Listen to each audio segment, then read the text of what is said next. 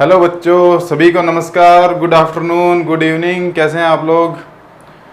तो हम बात कर रहे थे चैप्टर केमिकल काइनेटिक्स की। बहुत ही सिंपल सा चैप्टर है, बहुत ही बढ़िया चैप्टर है और सिंपल कॉन्सेप्ट है।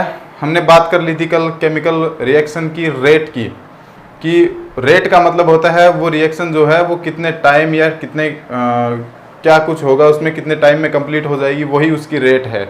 तो हमने उसको तीन भागों में डिवाइड किया था। तुम्हारी फास्ट रिएक्शन, स्लो रिएक्शन और मॉडरेट रिएक्शन। मॉडरेट रिएक्शन को हमने इसलिए चुना था क्योंकि हम उसको ऑब्जर्व कर सकते हैं। स्लो और वेरी फास्ट को हम ऑब्जर्व नहीं कर सकते क्योंकि एक में बहुत कम टाइम मिलता है हमें और एक में बहुत ज़्यादा टाइम लगता है। तो इतना टाइम तो आजकल है नहीं किसी के पास, पहले भी नहीं होता था। तो हम बात कर रहे थे रेट ऑफ रिएक्शन की। तो रेट ऑफ रिएक्शन में मैंने दो चीज़ें आपको बताई थी। एक बताया था एवरेज, औसत रेट ऑफ रिएक्शन, और एक बताया था मैंने इंस्टेंटेनियस। तो एवरेज की बात हमने कल कर ली थी, एवरेज की बात हमने कल कर ली थी और इंस्टेंटेनियस की बात हमें आज करनी है। तो एवरेज में मैं बता रहा था आपको कि क्या होगा। कोई है, जैसे ये रिएक्शन है A इक्वल्स टू B, तो A क्या है इसका रिएक्टेंट, B क्या है प्रोडक्ट। A जितना घटेगा B उतना बनेगा, ये तो सबको पता ही है। A जितना खत्म होगा B उतना बनेगा। तो मैं बोल रहा था प्लस इसकी minus delta A upon delta T, या plus delta B upon delta T। ये क्या है B की कंसंट्रेशन और ये क्या है A की कंसंट्रेशन में चेंज। डेल्टा A का मतलब क्या हुआ? डेल्टा A का मतलब हुआ minus A2 minus A1 delta T। इसका मतलब क्या हुआ? A2 मतलब किसी, और ये delta T, T2 minus T1 बराबर प्लस B2, ये प्लस लगाने की जरूरत नहीं है, B1 upon T2 minus T1। ये क्या आ गई? रेट आ गई। इसका मतलब क्या हुआ? इसका मतलब ये हुआ, ये मैंने ग्राफ बनाया था, ये रिएक्टेंट के लिए बनाया था, ये प्रोडक्ट के लिए बनाया था। किसी टाइम ये रिएक्टेंट वाला A1 बहुत ज़्यादा थी, फिर A2 मान लो यहाँ ली, कम हो गई। A2 बहुत ज़्यादा थी, फाइनल इनिशियल, ये B2 कम है इसमें और B1 ज़्यादा है, B1 कम है और B2 ज़्यादा है। ये इनिशियल ये फाइनल और ये इनिशियल, ठीक है। और ये उसका रेफरेंस टाइम है T2 माइनस T1। समझ गए मेरी बात? अच्छा, एक चीज और, ये हो गई आपकी औसत। हमें नहीं पता रास्ते में क्या हुआ रिएक्शन के साथ, कुछ मतलब नहीं है हमें इतना पता है कि ये औसत आ गया इसका। तो अब हमें क्या है, इंस्टेंटेनियस के लिए देखना है। इसको मैं मिटा रहा हूं।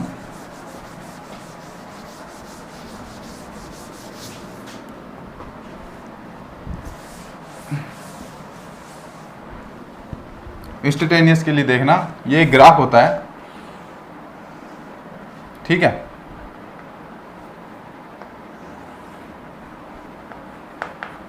ये मैं प्रोडक्ट के लिए बना रहा हूं। किसके लिए? प्रोडक्ट के लिए। ये टाइम है, ये क्या है? कंसंट्रेशन ऊपर, ठीक है। देखो यहां से थोड़ी देर पहले हमने बात की थी ये वाली, ठीक है। ये क्या था? C1 और ये था C2। ये क्या था? C1 पे T1 और ये C2 पे T2 टाइम। इसकी बात हमने कर ली थी, लेकिन हमें बात करनी है इंस्टेंटेनियस, उस क्षण की। तो मान लो क्षण ये है, उस पल पे हमें रेट निकालनी है। ये तो इतने टाइम गैप के लिए था, एवरेज तो इतनी कंसंट्रेशन के लिए था, ऑब्जर्वेशन में आने लायक था, है, हमें दिख रहा है कि हाँ ये इसके कोऑर्डिनेशन है और हमें यहां से निकालना है ग्राफ के माध्यम से। लेकिन ये क्या है? ये तो इंस्टेंटेनियस है। ये बिल्कुल वैसा ही है, जब आप बाइक चला रहे हो और आपके पास किसी का फोन आता है और वो फोन करके आपको पूछता है तेरी बाइक की स्पीड क्या है, तो आप क्या बताते हो? मीटर में देख के 80 किलोमीटर प्रति घंटा, 80 किलोमीटर प्रति घंटा। लेकिन आप उसको एवरेज स्पीड नहीं बता सकते कि तुम वहां कितनी देर में पहुंच जाओगे, तुम वहां कितनी देर में एग्जैक्ट नहीं बता सकते। लेकिन हाँ, तुम्हारा काम पाथ पूरा होने पे मतलब रिएक्शन पूरा होने पे तुम एवरेज स्पीड बता सकते हो। तुम अपने गंतव्य तक पहुंचने के बाद बता सकते हो कि हाँ मुझे इतना टाइम लगा था। लेकिन इसमें पहले नहीं बता सकते, पहले तो नहीं बता सकते ना, वही बात है। तो यहाँ पे इंस्टेंटेनियस देखना है हमें। कैसे देखोगे? देखो कुछ नहीं होता, इंस्टेंटेनियस कुछ अलग नहीं है, कुछ अलग नहीं है। इसका मतलब क्या है पता है? मैथमेटिकली क्या मतलब है इसका? मैथमेटिकली इतना सा मतलब है इसका कि ये जो आर एवरेज होता है ना, वही होता है आर इंस्टेंटेनियस। लेकिन इसमें एक बदलाव आ जाता है छोटा सा, क्या? इसमें जो डेल्टा टी होता है ना, डेल्टा टी वो बहुत छोटा लेते हैं, बहुत छोटा। डेल्टा टी क्या है? टेंस टू जीरो है, जीरो की तरफ अग्रसर होना। इस तीर का मतलब ये, इसका मतलब क्या है? ये जीरो के लगभग बराबर है। जीरो के लगभग बराबर क्या है? ये जो पॉइंट मार्क किया ना मैंने, मैं बोल रहा हूं यहाँ पे तुम रेट निकालो, रेट ऑफ रिएक्शन निकालो। इसका मतलब ये है कि टाइम हमें इसी पॉइंट पे तो शुरुआती टाइम देखना है, और इसी टाइम पे क्या देखना है? Final time. ये कैमरे में आ रहा है क्या? मैं एक मिनट चेक कर लेता हूं। हाँ ओके। इसी टाइम पे तो हमें क्या देखना है? इनिशियल टाइम, और इसी पर हमें फाइनल टाइम देखना है। तो इस पॉइंट पर क्या इनिशियल और क्या फाइनल, क्या इनिशियल और क्या फाइनल, इसी पॉइंट पे तो हमें देखनी है कंसंट्रेशन, प्रारंभिक यानी इनिशियल कंसंट्रेशन, और इसी पे देखने हैं हमें फाइनल कंसंट्रेशन। तो इसका क्या मतलब? इस पॉइंट पे, पॉइंट के लिए कुछ डिफाइन कर सकते हो क्या? ये कहां जाएगा, कहां जाएगा? इस पॉइंट से मैं इधर भी जा सकता हूं, इस पॉइंट से मैं इधर भी जा सकता हूं, इस पॉइंट से मैं इधर भी जा सकता हूं, कहीं भी जा सकता हूं। आप पॉइंट को देख के बता सकते हो क्या? नहीं। फिर भी हमें क्या करना है? इसकी रेट निकालनी है। कैसे निकालेंगे? ये क्या है? इसका delta T tends to zero है, ठीक है? Delta T tends to zero, इसका मतलब हुआ आर एवरेज ही है, लेकिन उसका टाइम इतना कम कर दिया है, इतना कम कर दिया है कि वो जीरो के लगभग बराबर हो गया, और आर एवरेज किस में बदल गया? आर इंस्टेंटेनियस में बदल गया। ठीक है, समझ रहे हैं मेरी बात? तो आर एवरेज क्या होता है भाई? Plus minus delta C upon delta T, ये होता है। तो ऐसे लगा दो इसके, ठीक है? तो ये क्या बन गया? R instantaneous. उस क्षण पे, उस पल पे ज्ञात करना है हमें, ठीक है? और प्लस माइनस, और इसको क्या बोल सकते हैं? जब डेल्टा टी बहुत छोटा हो तो इसको ऐसे लिख सकते हैं हम, D C upon D T, और प्लस माइनस ये रहेगा, ठीक है? और इंस्टेंटेनियस नोट करते जाएं साथ के साथ, ये बहुत बढ़िया फॉर्मूला है, ठीक है? ये बनेगा। और ये क्या होता है? डिफरेंशिएशन। हिंदी में बोले तो अवकलन, अवकलन रूप है भाई। और D C upon D T हमेशा क्या दिखाता है? स्लोप को, slope of a tangent, of tangent मतलब स्पर्श रेखा। उस बिंदु पे जो स्पर्श रेखा खींचेगी उसका ढाल ये दिखाएगा। ढाल जब दिखाएगा तो हमें एवरेज स्पीड भी पता चल जाएगी। ये निकाल लिया हमने, ढाल निकाल लिया। इस पॉइंट पे मैं क्या खींच रहा हूं? स्पर्श रेखा। स्पर्श रेखा ध्यान से देखेंगे, इस पॉइंट पे स्पर्श रेखा खींच रहा हूं, ये खींची मैंने स्पर्श रेखा। इस पॉइंट पे स्पर्श रेखा खींच दी, और इसका मैंने ढाल निकाल लिया। ढाल मतलब स्लोप, स्लोप निकाल लिया, ये वाला स्लोप। स्लोप देखो, इसका स्लोप ज्यादा है या इसका ज्यादा है? मुझे तो इसका लग रहा है। अरे रोड के ऊपर स्लोप होता है ना, रोड के ऊपर स्लोप होता है, सीढ़ियों पे स्लोप होता है। ज्यादा खड़ी सीढ़ी हो तो वो क्या है? उसका स्लोप ज्यादा है, ठीक है? और मतलब सीधी हो थोड़ी तो उसका स्लोप कम होता है। जैसे सीधी रोड हो तो उसका स्लोप तो जीरो है, ठीक है? तो ऐसे स्लोप होता है। कैसे निकालेंगे? मान लो इसके कोऑर्डिनेशन दिए गए हैं आपको, जैसे कंसंट्रेशन के लिए x2 y2, और इस बिंदु के कोऑर्डिनेशन दिए गए हैं आपको x1 और y1। मैं ले रहा हूं x क्या है? टाइम। x एक्सिस किस पे चल रही है? टाइम पे चल रही है। और y एक्सिस किस पे चल रही है? कंसंट्रेशन पे चल रही है, ठीक है ना? समझ रहे हैं? तो क्या करना है? D C upon D T, इसका क्या लेना है? टेंजेंट। कैसे लेंगे? दो बिंदु आपको दिए गए हैं स्पर्श रेखा के, इसको ऐसे कर दो, मिला दो, ठीक है? ये कोण मान लो क्या है? थीटा है, थीटा। तो भाई, और ये टेंजेंट का जो स्लोप होता है वो किसको दर्शाता है? टेन थीटा को दर्शाता है। ये तो पता ही होगा, मैथ में ग्राफ आते हैं, फिजिक्स में भी आते हैं। अब इतना डिटेल तो देखो मैं नहीं बताऊंगा यहाँ पे, क्योंकि केमिस्ट्री हमारी छूट जाएगी वरना। तो टेन थीटा को एक फॉर्मूला होता है, साइन थीटा कोस थीटा, भाई सुना ही होगा। हम तो देसी भाषा में ऐसे याद करते थे, लाल बटे का, ठीक है? तो एल मतलब ये, और ए मतलब ये, ठीक है? आधार, और ये लंब। कैसे निकालोगे? ये लंब और आधार हम तो ऐसे करते थे, ये साइन थीटा के लिए, ये कोस थीटा के लिए, और ये टेन थीटा के लिए। आप भी कर सकते हो ऐसे याद। तो टेन थीटा के लिए ये बताओ, ये वाली दूरी कितनी? ये इसका कोऑर्डिनेशन कितना y, ये किस पे है, खड़ा है ना ये इधर, चलो इसको बाहर ले लो, त्रिभुज को बाहर बना लो, ऐसे है ये त्रिभुज, ठीक है, ये क्या है थीटा, इस पे मैं बोल रहा हूं x2 और y2 और इस पे x1 और y1, ठीक है। तो अब देखो y2 ये क्या है y एक्सिस और ये क्या है x एक्सिस, तो y एक्सिस यहाँ पे y2 यहाँ पे y1, तो y2 माइनस y1 अपॉन ये x2 upon x1 minus x1, ये किसके लिए है, प्रोडक्ट के लिए, ढाल कैसा आ रहा है, पॉजिटिव आ रहा है, प्रोडक्ट के लिए और ढाल आ रहा है y2 माइनस y1, इस चीज की वैल्यू कितनी आएगी, पॉजिटिव, पॉजिटिव में आएगी ना, और पॉजिटिव इसके सामने है, क्यों, क्योंकि ये क्या है, प्रोडक्ट है, तो रेट ये आ गई इसकी, ये इसकी रेट आ गई। इस जो ये जो स्लोप होगा ना, इस स्लोप, ये जो स्लोप होगा वही इसकी आर इंस्टेंटेनियस है, क्यों, क्योंकि y2 और y1 क्या है, कंसंट्रेशन की टर्म में है, और x2 और x1 क्या है, टाइम की टर्म में है, ये लिख लेना, नोट कर लेना, tan थीटा इक्वल्स टू ये y2 minus y1 x2 minus x1, ठीक है।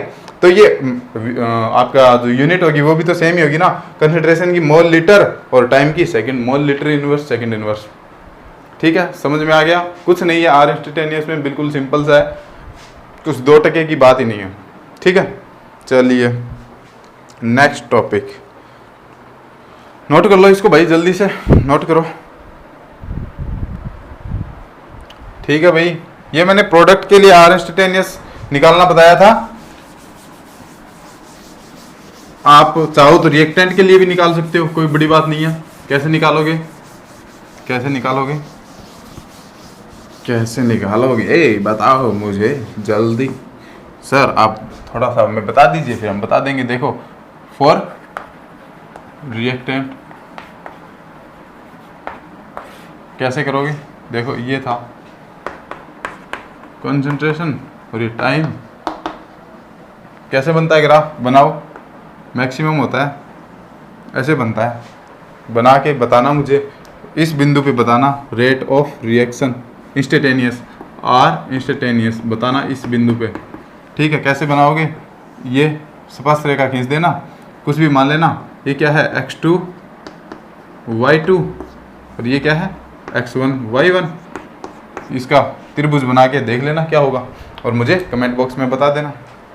कमेंट बॉक्स में ना लिख पाओ तो कल मैं बता दूंगा, कोई दिक्कत नहीं, कोई दिक्कत है नहीं ना, वैसे ही प्लस माइनस करना है, ठीक है, वेरी सिंपल। चलिए नेक्स्ट अपना पॉइंट है rate of reaction in form of stoichiometry of a chemical reaction.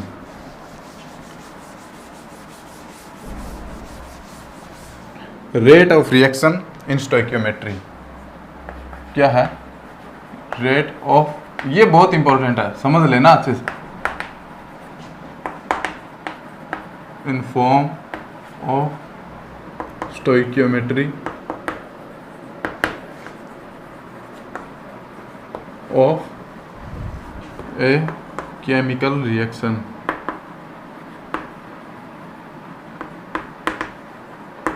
देखो क्या कहना चाह रहा है, ये क्या कहना चाह रहा है, पहले तो वो समझो। कोई रिएक्शन है, मानो एक रिएक्शन है M1A plus M2B gives N1C plus N2D, ये रिएक्शन है, ठीक है, ये रिएक्शन है।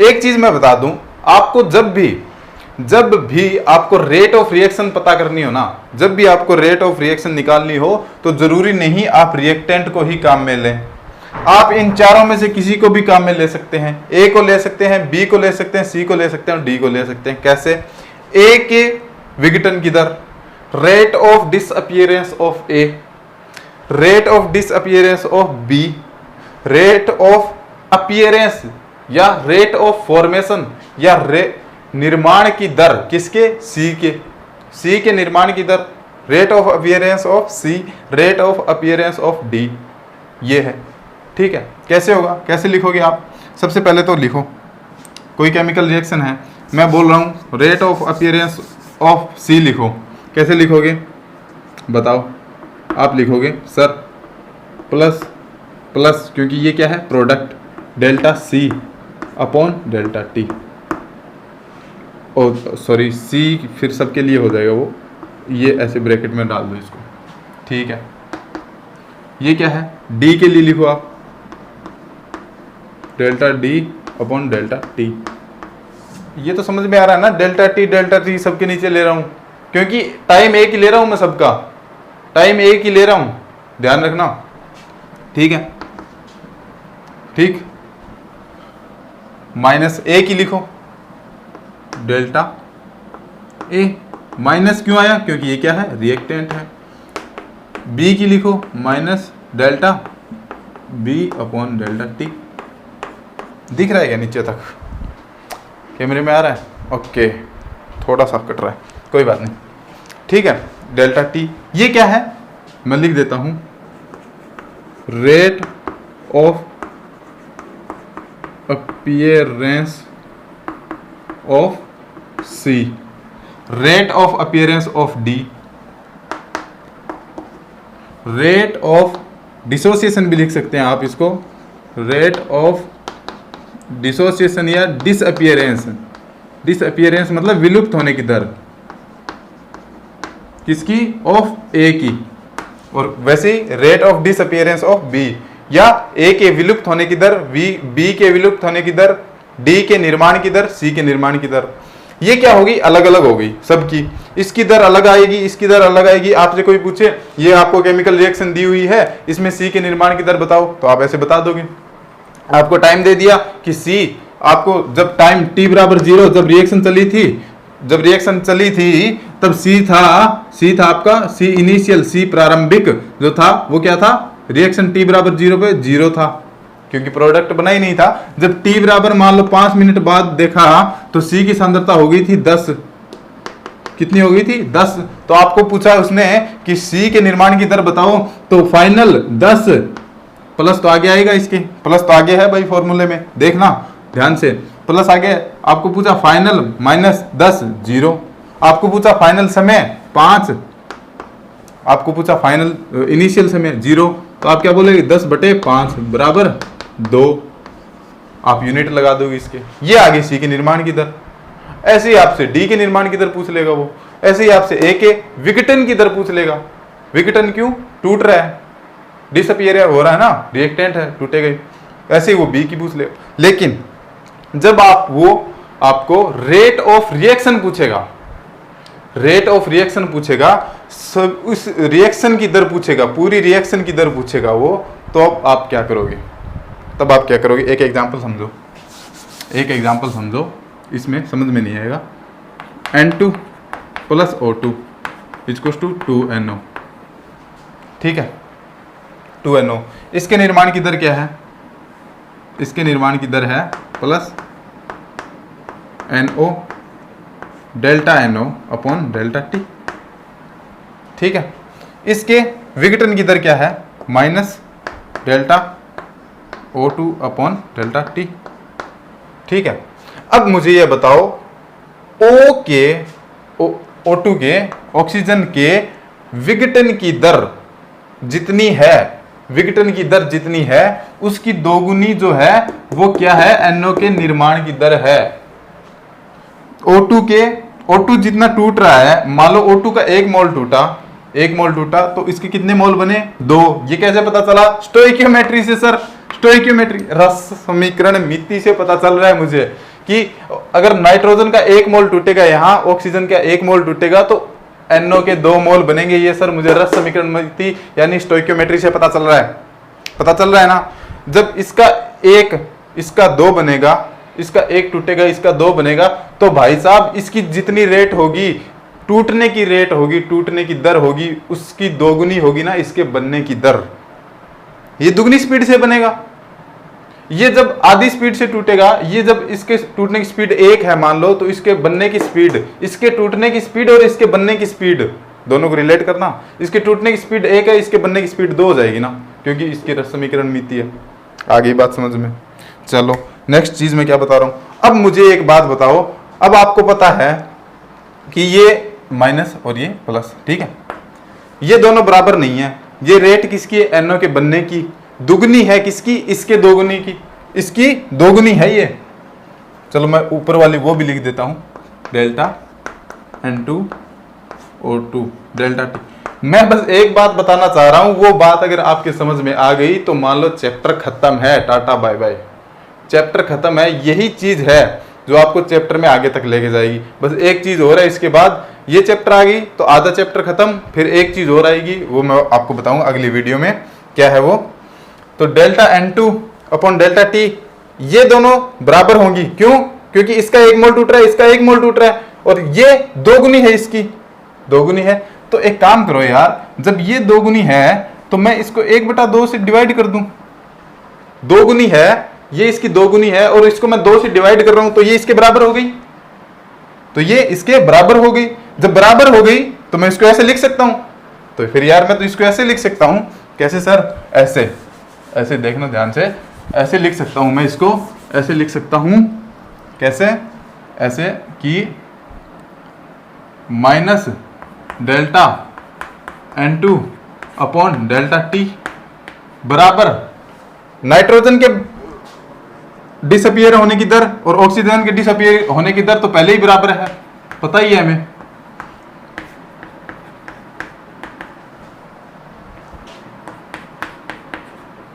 एक बटा 2 delta NO upon delta T। समझ में आ रहा है, समझ में आ गया। देखो ये इसकी दुगनी थी तो मैंने इसको 2 से भाग करके इसके बराबर लिख दिया। क्या गलत किया क्या? नहीं किया सर, बिल्कुल गलत नहीं किया। ये रेट मैं लिख सकता हूं, ये रेट बन गई रेट ऑफ रिएक्शन की। यही थी वो बात जो मैं आपको समझाने चाह रहा था, रेट ऑफ रिएक्शन। इसको देखो ध्यान से, कस के देखो, इसमें क्या दिख रहा है आपको, इसमें क्या दिख रहा है, N2 की स्टोइकियोमेट्री कितनी है, 1, रस समीकरण मिति 1, O2 की रस समीकरण मिति 1, NO की रस समीकरण मिति 2। मैंने क्या किया है, 1/A कर दिया, 1/A कर दिया और 1/2 कर दिया, 2 कर दिया। ये 2, ये 1 और ये 1, ये क्या है, रस समीकरण मिति गुणांक है, जो हम इसकी पर्सनल रेट ये है इसकी, ये क्या है पर्सनल रेट, ये क्या है पर्सनल रेट। पर्सनल रेट के आगे अगर बटे में, अगर भाग में मैं इसका रस समीकरण मिति लगा दूं तो वो क्या बन जाती है, रेट ऑफ रिएक्शन बन जाती है। ये चीज याद रख लेना, ये चीज क्या कर लेना, याद रख लेना, ये आएगी। यही है मेन चीज, बस और कुछ नहीं है। अब देखो ध्यान से, अब जहां मैं तुम्हें लेके जाना चाह रहा हूं वो देखो ध्यान से। बोर्ड छोटा है थोड़ा, मैं मिटा रहा हूं इसको।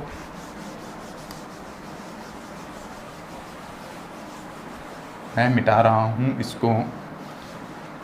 चलो ये तो लिख लिया होगा ना सबने, चलो ठीक है।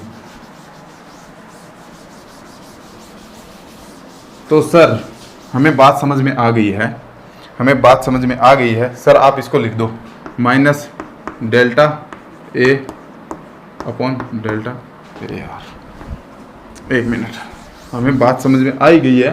तो अब क्या है, minus delta A upon delta T। ये क्या है, A की विघटन की दर, A के डिसअपियर होने की दर बराबर minus delta B upon delta T। अरे सर आपने तो गलत लिख दिया।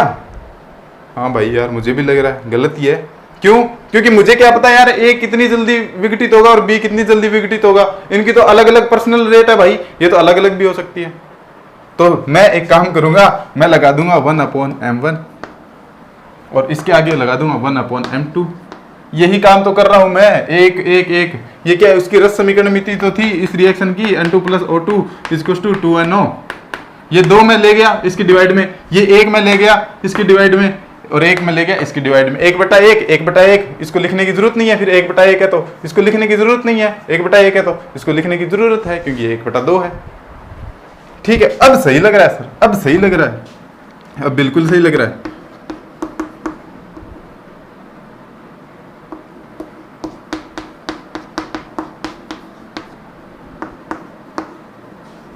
अब बिल्कुल सही लग रहा है, अब बिल्कुल सही लग रहा है भाई, आ गया। यही है वो कॉन्सेप्ट, यही है वो कॉन्सेप्ट जो जो इस चैप्टर को आपको सबको आगे लेके जाएगा।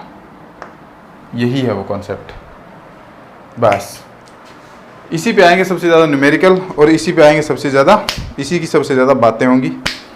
नोट करो इसको जल्दी। समझ में आ गया तो लाइक शेयर ठोको जल्दी से, सब्सक्राइब करो, अपने दोस्तों को बोलो बहुत अच्छा चैप्टर चल रहा है, पढ़ाई करें मस्त एकदम ज़बरदस्त। नोट करो इसको जल्दी। हो गया भाई, हो गया, ठीक है, ओके, नोट हो गया। अच्छा, एक न्यूमेरिकल मैं आपको करवाना भूल गया था, अभी देखो करवाते हैं इसको। क्या आर इंस्टेंटेनियस पे है, एक न्यूमेरिकल है, उसको आप ज़रा करके बताएं मुझे, आप अपनी काबिलियत का प्रूफ दें मुझे कि आप काबिल हैं। कोई रिएक्शन है एक्स वाई जेड जो भी, उसकी जो कंसंट्रेशन है ना वो चेंज हो रही है इस तरीके से क्या हो रही है, चेंज हो रही है। ये कोई तरीका है, इस इक्वेशन के हिसाब से वो क्या हो रही है, चेंज हो रही है। 5t² + 4t। तो आप बताओ मुझे क्या दिया हुआ है क्वेश्चन में। t = 4 सेकंड पे, t = 4 सेकंड पे r इंस्टेंटेनियस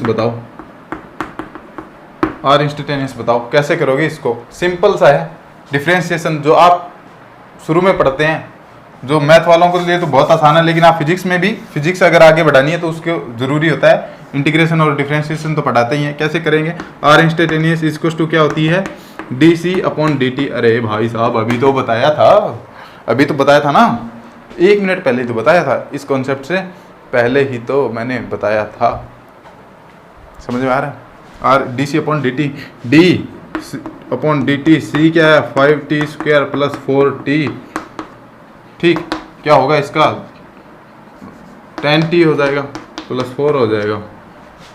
ये तो आता है ना, 2 आगे आ गया, 2 × 5 10, और t 1 था आगे आ गया, 1 4 × 4 और t गायब। ठीक है, इसमें से भी एक t गायब। डिफरेंशिएशन मैं नहीं बताऊंगा भाई साहब, डिफरेंशिएशन मैं नहीं बताऊंगा, आपको मैथ में करना पड़ेगा। तो t की वैल्यू रख दो 40 + 4 44। इसकी यूनिट मोल, लीटर इनवर्स और सेकंड इनवर्स। ये बात आप कर लेंगे क्वेश्चन, कोई डर ही नहीं है क्वेश्चन में, कुछ है ही नहीं। 44 सेकंड, ठीक है। अब आएगा बड़ा मजेदार क्वेश्चन आएगा। एक क्वेश्चन मैं करवा रहा हूं आपको स्क्रीन पे, आपके एक क्वेश्चन दिया हुआ मैंने, एक N2 + 3S2 = 2NH3। कोई रिएक्शन है, if the rate of disappearance of H2। इस रिएक्शन में आपको दिया है कि rate of disappearance of H2 जो है वो क्या हो रहा है, खत्म हो रहा है। आपको दिख रहा है H2 क्या हो रहा है, खत्म हो रहा है, और N2 भी क्या हो रहा है, खत्म हो रहा है। और अमोनिया क्या है, बन रहा है, अमोनिया, दिस इज अमोनिया क्या है, बन रहा है, फॉर्मेशन हो रहा है इसका। डिसअपियरेंस की रेट दे रखी है आपको 1.8 × 10⁻⁻⁴। ठीक है, ये आपको रेट दे रखी है।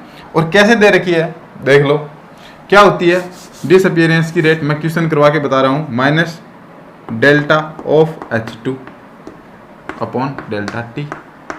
क्या दे रखा है, 1.8 × 10⁻⁴ ये दे रखा है। आपको पता क्या करना है, then the rate of formation of ammonia, पता करना है। देखो एक चीज आपको दी गई है, इससे आप पहले निकालो रेट ऑफ रिएक्शन। क्या निकालोगे, रेट ऑफ रिएक्शन क्या निकालोगे। अगर वहां तक आपको पहुंचना है तो पहले आप रेट ऑफ रिएक्शन निकालो। रेट ऑफ रिएक्शन क्या होती है, -1/, ये क्या है 3, 1/3 ΔH2/ΔT की वैल्यू लिख दो, माइनस तो आगे है ही 1.8 × 10⁻⁴। ठीक, पॉइंट हटा, ये क्या हुआ, -4 का -3 बन गया, सॉरी पॉइंट हटेगा तो -5 बन जाएगा, ये क्या बना 6। तो रेट ऑफ रिएक्शन क्या आ गई, 6 × 10⁻⁵ mole litre inverse second inverse. ये क्या है? Rate of reaction. अब पूछा है उसने formation of ammonia, rate of formation of ammonia. क्या इसको रेट ऑफ रिएक्शन की फॉर्म में लिखो, क्या लिखते हैं? 1/2 delta NH3 upon delta T। Rate of reaction की फॉर्म में ऐसे लिखते हैं ना भाई, ऐसे ही लिखते हैं। तो ये किसके बराबर है? इसके बराबर है 6 × 10⁻⁵। ठीक है, 2 को इधर भेज दो, क्या बन जाएगा? 12 × 10⁻⁵, या इसको ऐसे 1.2 लिख दो और इसको 10⁻⁴ कर दो, मोल लीटर इनवर्स और सेकंड इनवर्स। समझ में आ गया? ये आएगा आंसर। आप इससे आपने क्या क्या निकाल लिया? रेट ऑफ रिएक्शन भी निकाल ली सेपरेट अलग से, और फॉर्मेशन की दर भी निकाल ली, किसके? अमोनिया के, दोनों। और आप N2 की भी पता कर सकते हो, ठीक है ना? अच्छा चलो ठीक है, आप ऐसा नहीं करना चाहते तो एक मेथड और बताता हूँ। सबसे पहले ऐसे क्वेश्चन दिए हों आपको और एक चीज़ आपको दी गई हो, तो आप रेट ऑफ रिएक्शन की फॉर्म में लिख लें सबको, -1/3, माइनस मत लगाओ चाहे, माइनस तो ये बता रहा है कि ये कम हो रहा है, माइनस का कोई मतलब नहीं है रेट के अंदर, माइनस लगाओ तो लगा दो, वरना क्योंकि आपको पता चलता रहे ये किसके लिए है, delta H2 upon delta T। और अमोनिया की हमें पूछा है तो 1/2 डेल्टा NH3। अभी तो हमने यही लिखा था ना डेल्टा T, और किया क्या था? कुछ नहीं किया था। -1/3 इंटू ये क्या है 1.8 इंटू 10⁻⁴, और ये क्या है 1/2, और ये क्या है delta NH3 upon delta T। इस 2 को मैं इधर लेके जा रहा हूँ, इस 2 को मैं इधर लेके जा रहा हूँ, तो मैं 2 यहाँ रख देता हूँ, 2/3। ठीक है, ये कितना आएगा? कर दो ना, 3.6/3 इंटू 10⁻⁴। एक पॉइंट कम किया, 5 आ गया, 3 एकम 3, 3 2 6, 1.2 आएगा। तो इसको कम करने की जरूरत नहीं है, 1.2 आ गया। ठीक है, तो रेट आ गई 1.2 इंटू 10⁻⁴। ये रही। आप ऐसे भी कर सकते हो, सबको बराबर कर दो, आप सबकी निकाल लोगे रेट। ठीक है, कोई दिक्कत किसी को नहीं होनी चाहिए, बहुत सिंपल चीजें ऐसे ही हो। बस वो एक कॉन्सेप्ट था जो आपको समझाना था, उसी कॉन्सेप्ट पे पूरी रिएक्शन चलेगी, आप रेट निकाल सकते हो किसी भी रिएक्शन की। ठीक है, नेक्स्ट क्वेश्चन करवाते हैं आपको, नेक्स्ट क्वेश्चन करवाते हैं। चलो मैं आपको एक क्वेश्चन देता हूं, आपको ही देता हूं एक क्वेश्चन है मेरे दिमाग में, एक क्वेश्चन दौड़ रहा है मेरे दिमाग में, जब से दौड़ रहा है वो दौड़ रहा है, तो सर उसको रोक लो ना, अभी देखो रुक जाएगा, आप ही रोक देना यार, आप ही रोक दो उस क्वेश्चन को। कैसे रोकें सर? जवाब दे के N2O5 है, N2O5 है, और क्या बना रहा है NO2 प्लस हाफ O2। ठीक है ना? तो ये इसमें क्या दे रखा है? N2O5 के 6.62 into 10⁻³ mole litre inverse second inverse. ये क्या दे रखा है आपको न्यूमेरिकल के अंदर? क्या दे रखा है? N2O5 के डिसअपियरेंस या विघटन की दर, हिंदी में लिख देता हूं भाई, विघटन की दर। विघटन मतलब खत्म होना। ठीक है, ये दे रखा है disappearance of N2O5, rate of disappearance of N2O5 6.2 into 10⁻⁻3। आपको क्या निकालना है? ये निकालना है, इसकी और इसकी निकालनी है। Rate of